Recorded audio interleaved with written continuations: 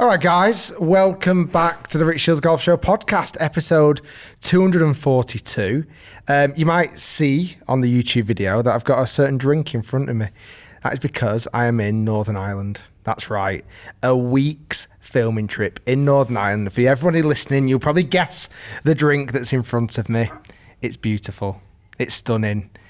It possibly might be the greatest drink that's ever been made. A perfectly freshly poured pint of Guinness. In fact, you know what? This is a free advert. Guinness to sponsor this podcast. There you go. Started it now. My first little sip of it. Oh, welcome. Top of the morning to you all. Right, I'm here in Slieve Dornan Hotel, which is literally right next door to Royal County Down. Royal County Down being one of the greatest golf courses in the world, often ranked either 1, 2 or 3 in the world for golf courses. Right now, as I record this podcast, I should be somewhere on the back 9 of that golf course. However, the rain and the wind has stopped that taking place. It's horrendous. It's really, really, really bad weather. So we're in the hotel. We thought we'd record a quick podcast. It's crazy. Obviously, we're in Northern Ireland, really busy trip coming up. I'll tell you a little bit more about that as well. But even last night, Rory McIlroy, as I landed into Belfast Airport yesterday and I drove down here to Royal County Down, Rory McIlroy was going on a charge on the back 9 at Quail Hollow. And as I finished my evening after a couple of pints of Guinness, I wasn't going to drink. I've not been drinking. My last drink was at the Sunday of Augusta at the Masters. But when you're in Ireland, you can't not drink, right? You've got to have a couple of pints of Guinness. But yeah, he won the not Valspar. What's the actual tournament called? I've got Ed and Matt here as well, and Joe. It's not the Valspar though. Wells Fargo. He's got the Wells Fargo. So he won the Wells Fargo. He loves Quail Hollow. Going into this week's PGA Championship major, hitting some form. It'll be fascinating to see. But yeah, right now we are basically at Rory's home golf course, or he's a member at Royal County Down. And it was a pleasure today. I was actually sat in the clubhouse after hitting a lot of golf balls today.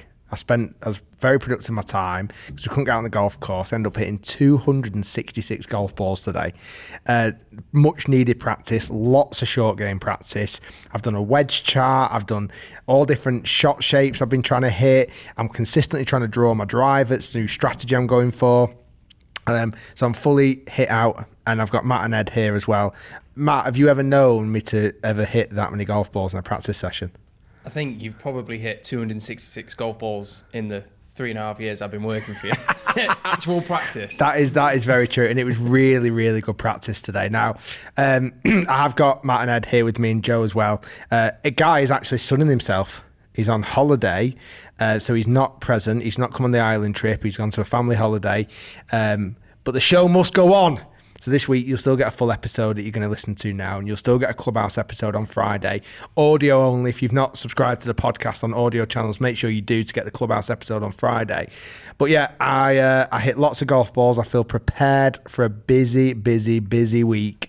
Tomorrow, we're going to have to squeeze in 36 holes to get all the filming done. Tomorrow, I'm playing Ardglass, which is just down the road here from Royal County Down. And tomorrow evening, when the sun looks like it should be basking over the golf course, we'll be able to play the back 9 or the full golf course, but get that on video as well, which is going to be pretty epic. And then we've got lots of travel. We won't tell you all the golf courses we're playing. You can find that out in the Friday episode at the Clubhouse. But some incredible golf courses, championship golf courses, open hosting golf courses. That gives it away a little bit because there's only one here in Northern Ireland, Royal Portrush. But a lot of golf courses I've never played before, and all content that will be coming out the channel.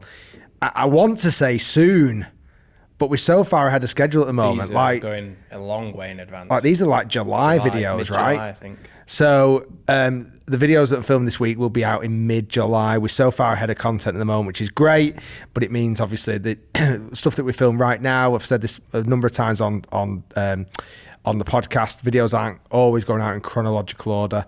So yeah, we want to put them all together, all the island videos together, and get them out back to back to back weeks, and it's going to be absolutely epic. In more pressing matters, go on. I finally pushed the button. I have finally now officially entered open qualifying. Nice. Like, I've actually done it. And I'm a bit scared. Hence 266 bowls. Correct. But you know what? That's exactly why I wanted to why I wanted to enter open qualifying. You did say that to me when we were discussing it. I would not have hit 266 balls today if I hadn't entered open qualifying. Love Hopefully, it's the best £200. £200. To enter. Do you think that's waste money down the drain, Ed? He needs to give him the mic, Matthew. No, because we're filming it. Spray 75 is content. That is true. No, yes. 20 videos. We may make the money back. We will make money back from the £200. But yeah, I'm really excited. Like I say, as soon as I did it, I had instant regret. I had A few comments. there was a lot of. You know what?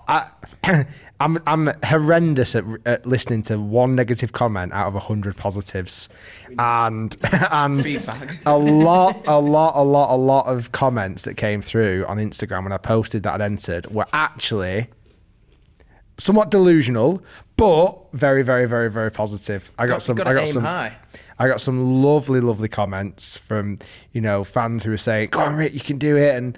And just to clarify, yes, I'm entering open qualifying. I will be teeing it up with every intent of trying to get into the open.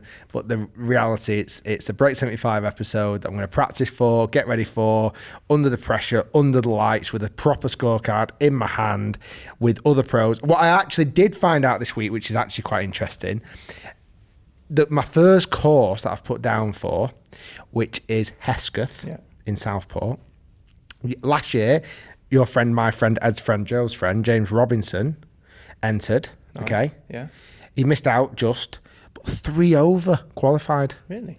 So if I actually break 75... Was it 3 over because it was really hard? Or? Apparently, the fairways and greens were as hard as this marble table. So apparently it was proper burnt out, and therefore that's why it was 3 over par. But no one was hitting putter from the fairway there, though. Correct. So.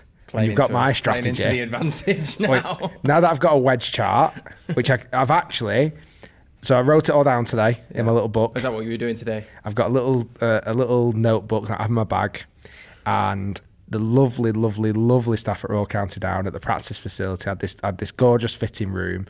It was really quiet because obviously it was a horrible day, so not many golfers out there. Really, I must admit, shout out, premium Callaway range balls, like chrome soft range balls. I had my GC3 with me. I had a TrackMan there and a little notepad. I was absolutely in my element, and I did all my wedges, all my wedge charts. So did like hip to hip swing, chest to chest swing, chest to shoulder swing, shoulder to shoulder swing, head to. So I did all these different swing lengths with all my wedges. And do you remember this actually? And viewers of the channel, if you've seen the hit video, the gapping session. Yeah. The 9-iron that I had, and I said there was an issue. Was it juiced? It was 3 degrees weak. Oh. So that's what made sense. Like in the video, I was like, why am I not in my 9-iron anywhere? So Keith, the lovely guy down at the driving range today, I said, do you have a loft and lie machine? He went, oh no, I don't. Not here, but I have one at home. Oh. He said, I'm going to go home for lunch. I said, would you do me a favour? Just take this 9-iron and check it. It should have been 42. It was 45. So like 1 degree difference to my pitching wedge. Crazy. So he's now put it to 41.5, so a tiny bit stronger. I'm actually hitting it the proper distance again. But how mad they're a brand new set of clubs. Fresh out of the box. I think that was quite scary actually. I think we need to actually get a loft and lie machine. I mean, we're not complaining. Yeah. I do. To do with, sorry, is that potentially because they're a bit more of a forged iron, they're a little bit softer?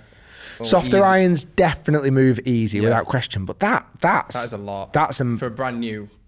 That's a manufacturing error. That for me, that really is. The Wilson irons, and listen, Wilson. I've used Wilson irons in the past, never had an issue. In fact, last time I did open qualify, I had a set of Wilson V6 in the bag. And a hole in one. My first ever and last ever hole in one. Not the last. Currently. Oh yeah, last ever is not the right description, is it? First ever and only hole in one currently. So far. This trip. Hopefully this trip would be nice. But yeah, they were. I can't believe how weak they were. So I had that change. Keith looked after me. I did all my wedges. I hit my irons unbelievable. I've made loads of little notes. I've now Had a really interesting phone call last week with I'm pretty sure he's a golf pro over in America called Scott Fawcett. I've got to get him on the podcast because his voice is incredible. Got to have him as a guest. And he set up an app, like a software called Decade Golf. Have you heard of it? I've heard of it, yeah. You have? I haven't. So Decade Golf, basically, it's the best way of describing it without doing. I don't want to do it a disservice. It's course management basically. So it takes all your information and using Google Earth imagery and all this, you can actually print out your own course management guide. It's almost like having a caddy basically. And you work out how far you hit your driver, your 3-wood, your longest iron, and then they use this Google Map overlay and basically show you where the widest bit of that hole is. So that's the club you should hit off that tee. Crazy. And how to hit shots into greens and this and other. Anyway, I had about an hour phone call with him last week, and he's really willing to help me, which is great. But he said to me, "What shot shape do you hit with your driver?" He asked me like my strengths and weaknesses. Well, it's hard to say really, because I find it hard to answer that myself. You guys have seen enough golf of me, you might be able to answer it. I actually don't know what my strengths and weaknesses really are. I used to say my driving was a strength, albeit not the longest in the world. I felt like I was always okay. And he asked me, so he said, "What shot shape do you hit?" I said, "That's an interesting question." I said, "My natural draw of the golf ball, but I was probably spent 5 years never trying to draw the golf ball off the tee." He said, "Why?" I was like, "I don't know." I said, "I feel like my right to left, my draw was getting too aggressive." And he said, "Okay, so what do you try and do now?" And I said, "Well, now I hit every bloody shot under the sun. I pull it, I block it, I slice it, I fade it, I draw it."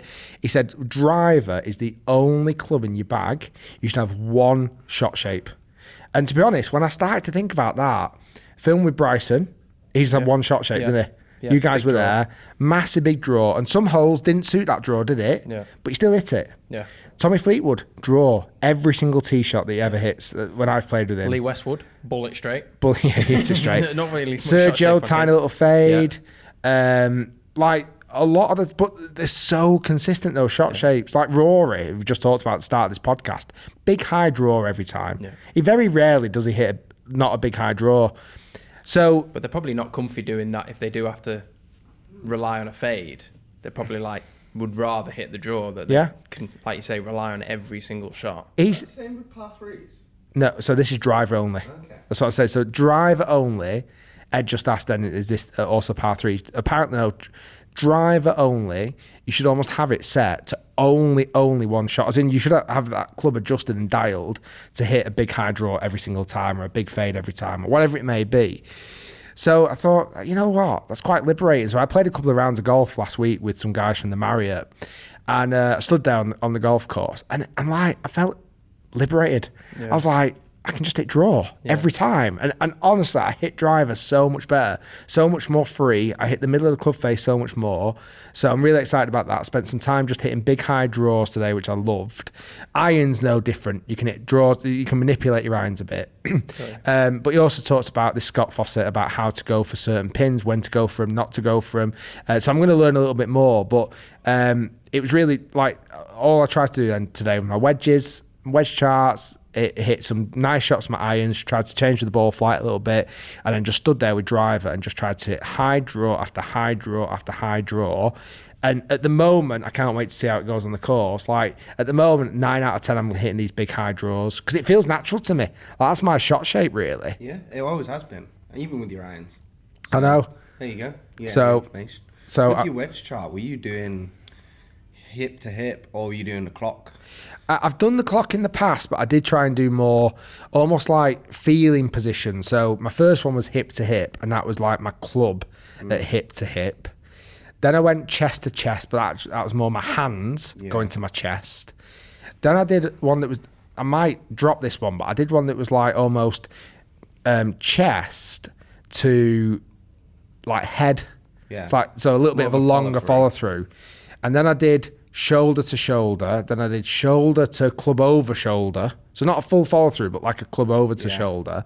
Then I did head to club over to shoulder, shoulder. It sounds complicated, but it was great. Yeah. The only thing I did drop, so I went all the way up to full shots with all my, and then normally I was like, I don't really do it on the course, but I tried to do, like grip down, like full shots, but grip down. Yeah. It was not making a single bit of difference. Well, that's good to know that you don't need to do that. Yeah, to my carry distances, it wasn't making a jot of difference. And if anything, I was striking it worse. Okay. So what I've now done...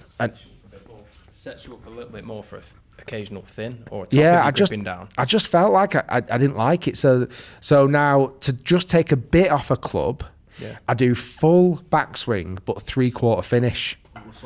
Yeah, and the spin. Nice. Jeez.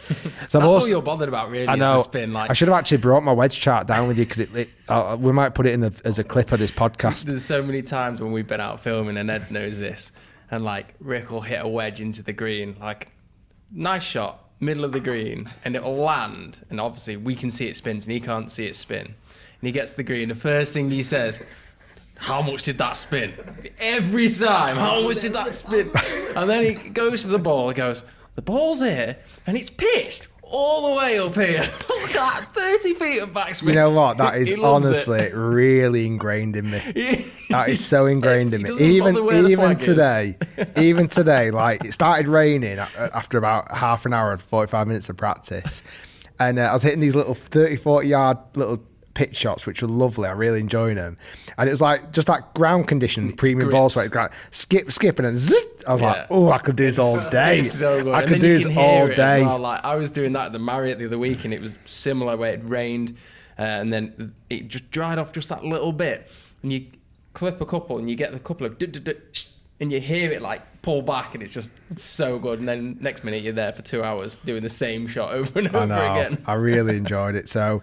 I have always been addicted to spin. I had a little par 3 course where I grew up playing, and me and my mate would take out a box of brand new Stratas with the ball at the time, dead soft covered ones, and we'd just literally rip them up. He'd go to the tee, I'd stand on the green watching, like, oh, and then shout back, it spun like 12 feet. And then he would do the same, and we just literally, it didn't matter how close it was going to the pin. I still do that now. I do that now and I got it on video. Yeah. To be honest, when I review the content, I just go to, what was that? Oh, that spun it loads. Let me see what that looked like. Yeah. I know you're not joking there as well. No, not at all. So yeah, I feel really in tune. So yeah, definitely, it's kind of put a rocket up my arse to practice and hit balls. Today I did want to spend some time kind of actually chipping around the green, because that's actually feeling quite good at the moment. And I do quite like linksy turf. I'm going to really, I know you've said it before to me, Ed, like I'm going to really aim point as much as I can this week, because I think if I can get dialed in on that, I think my putting's so much better. That round at Lake Nona, do you remember when I felt like I was putting like God? Couldn't miss anything. I really aim pointed that day. So, it should be really, really good. I'm kind of really looking forward to it. There's lots of exciting times. The one thing I can't quite work out yet is whether I'll try and enter some tournaments before Open qualifying. Even if it wasn't on camera, just... because definitely playing in a tournament, an actual tournament, is different to just 100%. Playing.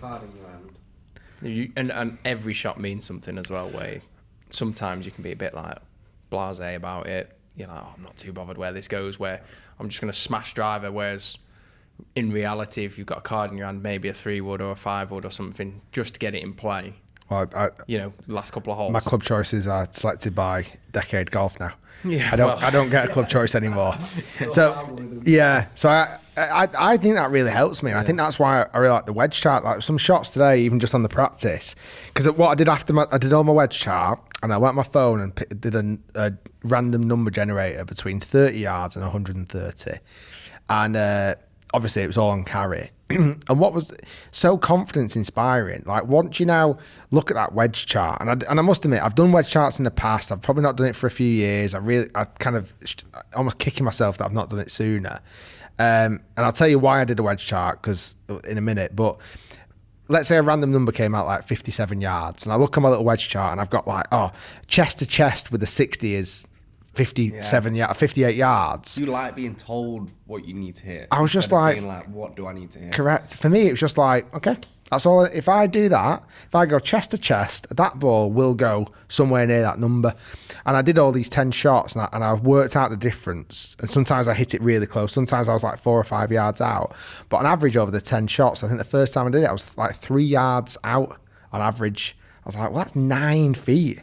Like if I can hit it within 9 feet from anywhere from 30 to 130 yards on average, bloody hell, Like, like your line's okay. exactly. Then Well, that was it. Could be dancing. Well, if you saw this practice line, this all these wedge shots I hit today, like the balls were just in this like perfect channel, because you never really right and left with a wedge, are you? No. It's all just distant. Like if you can get your distance control right, your line should be so much better. So, and the reason why I did a wedge shot a couple of weeks ago, I just went to 9 holes with Robbo, and I think I was like 72 yards away from one of the pins. I went to St Anne's Old Links, and he said, "What, you hitting from here?"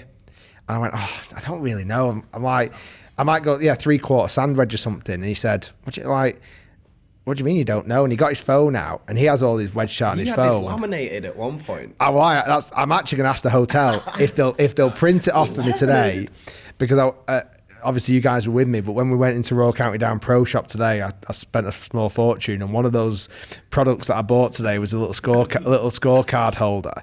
So I basically want to print the wedge chart in my scorecard holder, then in there I'll have my little decade course management, and then that in the back pocket, little Royal County Down, swagging it like Rory. And so he said to me, like, "What are you going to hit?" And so he brought his wedge chart out. He said, "Well, for me, 72 with my 54 degree, I do this swing." So we kind of just did even just a bit of basic maths. He went, "Just try and do this swing with your 56 degree," and I do it, and literally like 3 or 4 shots I hit were like 2 feet away. I was like, "Why am I not doing this? Like, this is ridiculous that I've not done this." So it's so much less effort sometimes, isn't it? Like sometimes you can just go, "Oh, I'm going to really muscle a sand wedge here," when in reality you just do 3/4 swing with a 50 or 52. It's so much easier, and you feel like you have so much more control. Yeah, and then what I've done on my wedge chart, like the emoji symbol, which is like a swirl. Yeah. So I put a swirly symbol next to the shots that spin. Loads of spin. Yeah. I might do. They're the only ones he's going to go with. And then I mean, I know this already, but it was almost just to remind me, like a chest high to chest high swing my pitching wedge is a really, really low flighted, like 90-yard shot or something. So I've kind of put a downward arrow just to remind me, like, it's not a full. Yeah. And then what I do need to work out, I mean, tomorrow, hopefully now we've had a bit of rain overnight and the place has softened up a bit. Like the carry number, loads of spin. The carry number becomes the number anyway, where when it gets firmer, you've got to go, right, well, it's 80 yards flag, but what do I actually want this to carry? Especially on links turf as well, because that can get really, really tricky. Like, I've played a couple of links courses, and especially in summer, a bit like when you were saying Hesketh was really burnt out, like, when it gets like that, like, you want to be landing it almost like 10, 20 yards short. I mean, you saw it even at Quail Hollow. I was watching the highlights today, and like there was the 17th hole, which is this ridiculously hard par 3. Nobody birdied it all day. Nobody. Which is mad to think. And Xander Schauffele and Rory probably had the best chances the final 2, and they just missed the putts. It was a 218-yard flag, and Rory hit 7-iron, but it landed like 190, and then ran like 28 yards on the green. It's hard to judge that then. So it's like, even them, and Rory, it creates tremendous spin. You think, like, that's on a perfectly green golf course in America, but it was firm, obviously. Firm. Here in the summer, like, 28 yards run out with the sand wedge is possible. Easy. So that's something I kind of now need to gauge. I mean, more importantly, if my flag's at 80, I'm thinking what lands me 85 and spins it back 5 yards. You know what I mean? Exactly. That's my actual goal. Throw it back there, rip it back into the hole. Then bring it back. Yeah. So I'm not sure what to do with competitions. I do want to. I need that competitive juices. I need to be able to feel that hit shots under pressure. But I do feel like straight away, even just, I know it sounds daft, but a couple of days last week when I played 18 holes on Thursday, 18 holes Friday, 200 odd balls today. I've got 5 rounds of golf coming up. I feel like, right, let's see what's actually possible and let's try and build on it, because Open qualifying is literally like 5 weeks away. It's not far. Yeah, like, you're gonna have a good build up to it. Is it 5 weeks away? Playing. 5 or 6 weeks. 5 or 6 weeks away. Yeah. So it's not far at all. So I do need to put my foot down on the accelerator and kind of practice as much as I can. I'm not going to mess around with my swing too much. It's more just managing what I've got and managing the course and right club selection with this app and your wedge chart, and then you'll be laughing, because there's not, we've seen you play enough golf. There's no huge mistakes. It's just a culmination of small mistakes where you've you've maybe hit a club too much or club too short, and then left yourself with a really awkward distance in. And I think a lot of people who watch the videos and you get the odd comment here and there, but don't realise sometimes actually how long these courses that you play off the tips so far back, and occasionally they set up pins in odd positions to actually make it really difficult. So even if you hit the green in reg, it's still quite difficult. So it's funny actually. So after I spoke to that conversation with Scott, I said, "What should I measure between now and next time I speak to you, whatever?" Because I said I've got loads of golf coming up in Ireland. What things do you think he has asked me to measure? Where you missing on fairways? No, he's actually not bothered about fairways. Really? Yeah, because again, going back to this point, like if you're hitting driver far enough and you're going for the widest part of the hole, if you only got 110 yards from the rough, it doesn't really matter. Does he have a book, by the way, or is it just all things he said to you and via a phone call? This was obviously he's got this app that kind of teaches you through it, but obviously, so greens and regulation. Yeah. Okay, that's a pretty standard one. Strokes gained putting. So what I need to do tomorrow or when I play is actually work out how far away I am from each putt. So I just have to pace it out. That isn't that hard. How many 3 putts I have? How many bogeys on par 5s? How many doubles? They're actually quite negative things, but None. how many bogeys? Assuming you're hitting doubles. How many bogeys inside 150 yards? This one hit home. How many times I 2-chip? How many times I get up and down? Mental scorecard errors. And what he means by that is like if there's a shot that you've stood over and you're not comfortable with, you've got to circle that hole and go, there was a mental scorecard error there. Like I didn't stand over that shot fully committed, and then that's it. So those 4 or 5 things. Apparently, 4 or 5 and more. I think even the last 5 are what Tiger used to measure in his heyday. Because really, yeah. So if I can work on all of that, I feel like I'm going to be shooting ridiculous things numbers. that are going to give him the most information for you to then improve, which is Correct. things that you probably like. I remember when I was younger, it was fairways hit, greens and regulations, and how many putts. But the ones you've said there are a little bit obscure. Because I think how many putts now has become a bit obsolete since kind of strokes gained has kind of started to kick in, because greens in putts per round, it can you might have missed the green by a foot. You play a dead simple chip and then you've holed a 3-footer or whatever. Yeah. Like that's not showing your putting's good. It's showing that your iron play was bad. Yeah. And then so on putting, and then the other thing he's going to send me. In fact, I might try and get it before tomorrow. Things like stats on putting, because I think I expect too much from my putting. I stood over like a 15-footer thinking I have to hold this. But the actual stats of holding a 15-footer is really kind of quite low. I'm sure the Tour Pro one from within or just outside 10 feet, I'm sure it's like 50% from 10 feet, even for Tour Pro. So It's nice that you had the confidence there. yeah. That you're going to make. That you think you're gonna make. Yeah, but then Sometimes the though, problem with that, then I think I'm too hard on myself if I miss it. Where if I accept it, if I go right, Yeah. if I have 10-footers today, I'm going to miss 5 of them. Okay. Yeah. If I hold 6, I'm winning. Yeah. You're on a good round then. And I think But if you miss a few at the start, then give the mics to make sure you can hear people. Matthew. if you miss a few putts at the start, then do you feel like you're going to have to make a few at the end? Possibly. Yeah, but then statistically, you probably should make them in the first few. But then you almost think, well, if I've not made them now, statistically, it's like when you play. It's like when you play roulette. Hold on, black's come in 10 times. I'm going to bet my life that red comes in right now because statistically it has to. There comes another black. But yeah, so maybe stats go out the window a little bit there, but. I think it would give you reassurance to go, you know what, at least if I've got, a 10-footer here and it's let's say it is 50%, I'm like, okay, well, if I hold it, I am winning. I'm technically winning on that putt.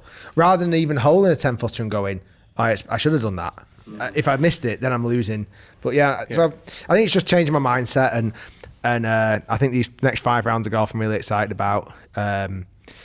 make sure that I can wedge it close and drive it well and be mentally stronger. That mindset thing though about the long putts as well, that's something I think massively important in terms of like watching you from obviously filming you all the time.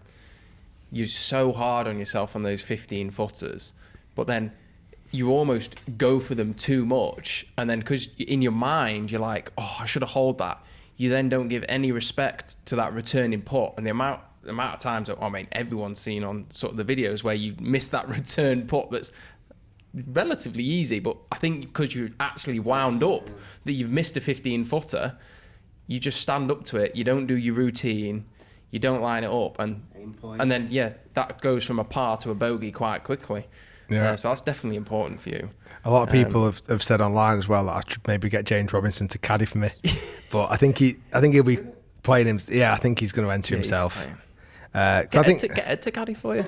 I'm not sure me and Ed are the best combination when it comes to on course. I could imagine. I'd feel very like if I did a bad shot in front of Ed, he'd be like a condescending parent, like. Richard, I'm not angry. It's when Ed sometimes goes up to the green, and there's a few of us left by Rick, and when Rick hits a shot, and he's like, "Oh, it's all over the flag that," and it lands, and we can't quite see where it is, and there's just no reaction from Ed. It's like, "Oh right, well, it's not within 6 feet, is it?" Because he's obviously not impressed with that. My standards. Yeah, Ed's off 2 handicap for those listening. Actually, I saw a comment the other day under the gapping session video about they'd love to see yardages from Guy and Matt, aka me, about different handicaps. So I actually did a yardage gapping session after yours because I was thinking, I quite fancy doing mine now. So this, for reference, is I'm off 8 handicap. Yeah, but you're not a reference. As an 8 handicap. But you fit and you swing it fast. Yeah, but they want to know what an 8 handicap would swing. No, you'll be not an average 8 handicapper. Well, how far do you 7 out? Tell me how far you carry 7 out, so I want to know. 169. I don't think that's realistic. That's not realistic. That's not realistic. 8. Yeah, but my scores are reflecting. But you as an 8 handicapper, it's not the average bear 8 handicapper. If you took 100 8 handicappers, okay, where do you think your swing speed would fit in those 108 handicappers? It'd be fairly high. It'd be like the top 1%, Matt. I know I can swing it fast. I do. Well, I know how fast I swing my driver. I'll get 119. So that's in the 1% of 8 handicappers. It is. Okay. That's above tour average. You swing it faster than the tour players. I do swing it pretty quick. So your numbers are are they irrelevant now? Totally irrelevant.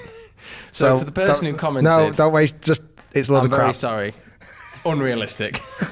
But it's true. Like it sounds daft for an 8 if you were to get your distance for an 8 handicapper, you'd almost need to figure out what's the average swing speed of an 8 handicapper, because that's a more realistic reflection. How much do you recommend a person between the handicaps of 12 and 15 doing a wedge chart? Or do you think it's something that maybe you need to be a little bit lower? I think you probably just don't do as in depth. Okay. Like, I had a lot of positions today. I think you need to know how far your full wedge shots go, maybe a 3/4 and maybe a half. Do you know what I mean? Yeah. So you're not making it too complicated. Keep it simple. Because I had I had so many different variations today, and I might scrap some of them. I might after time go, I'm never using this bloody head to shoulder one, or whatever I'm doing, like the shampoo, right? Head and shoulders. I might scrap that one because I'm never using it. So for me, I did a lot of them today, but I definitely think you need to know how far your full swing is, your 3/4 swing, which is like maybe shoulder high, and your half swing, which is like hip high. Really, I think if you know those ones, it's pretty good. I've got some questions actually from last week that didn't answer. Guy, are you going to caddy for Rick in the Open qualifying? I don't think I'd want Guy to caddy for me in Open qualifying. I don't think I would. He's a good hype man, but I think he'd do my head in as well. Trying to beat you. Guy turned it into a match halfway around. Right, here, you'll let a shot and he goes, right, I'll show you how to do it. 20 quid if this goes in. 20 quid. He'd be good at putting the other people off, though. Yeah, exactly. Imagine if you get drawn with Sergio. Is he? I don't think he'll do regional. I reckon he'll get exempted final qualifying. But once I get into final, yeah, obviously. This is a great question. How do you practice on the things you are bad at without losing what you are good at? It is practice. That's a tough one. Yeah, practicing things that you're bad at is crap. And it's no fun either because you're crap at it, so you just hate doing it. It's a bit like, you're not always bad at it, but like, no one ever, like the amount of times you go to the range and you hit wedge through to driver, and then there's so many memes about it where you go to the putting green, hit 2 putts. Like, no one ever practices putting. Like, it's just, it's boring to putt for one. It's nice just to hit wedges at greens and watch it spin back 30 feet all day, but like, it is hard to practice what you're bad at. And then a lot of the time, even from my experience, practicing your putting can knock so many shots off your score compared to Definitely. like you could practice getting fast all winter, but if you actually did all that time on you putting and starting the ball on line, you would probably knock 5 or 6 shots off than being able to hit it 10 yards further. There's a question here. When are we coming to Australia? I think we've got to do it. I don't think we can squeeze it in this year. And also, realistically, when's the best time to go to Australia? It's in the summer for us. Yeah, our summer. Yeah, when then our summer it's busy and it's nice here, so we need to find a gap. Maybe we just like have to commit to going. Maybe like March or April. That'd be a good time to go. Right. No, because that's the Masters. And after, obviously, once I qualify for the Open, I'll probably get invited to the Masters. Right, last question. Have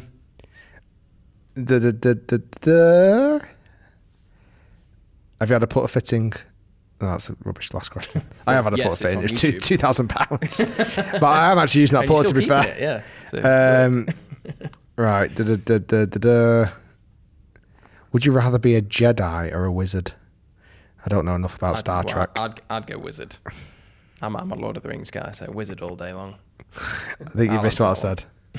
I said I'm not that into Star Trek. Star Trek. Wow, there you go. Point proven. I like to. I've literally not watched any Star Wars films ever. Well, I've watched like 1 or 2. Yeah, what bizarre story? I'll tell you the script. So when I was born, many moons ago, my family had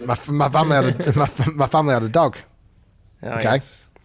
and when I was born, obviously the dog was already there. I didn't have any say on what the dog was called, and the dog was called Jed. And the reason why it's called Jed, because another family member, who's not actually lives in our family but is a family member, called our dog Jed because of Return of the Jedi. Yeah, I've still never watched that film. So a dog that I had for 15 years of my life, who was literally the best animal ever. I've never even watched a film that he was named after. Anyway, thanks for listening, everyone. Hopefully that was a fun episode. Hopefully you enjoyed it. We're going to do a little 10-minute podcast Clubhouse episode on Friday, audio only, so make sure you're checking out that. I can't wait to play some golf. I talk the talk. Can I walk the walk? Let's find out here in Ireland this week. You guys will find out, unfortunately, how I get on this week in July. Actually, after Open, you'll find out how I do in Open qualifying before these videos come out. Nice. Probably see you playing in the Open before these videos come out. First on the tee, Rick Shiels. Thanks, everyone, and we'll see you next time. Thanks, Matt and Ed. Bye.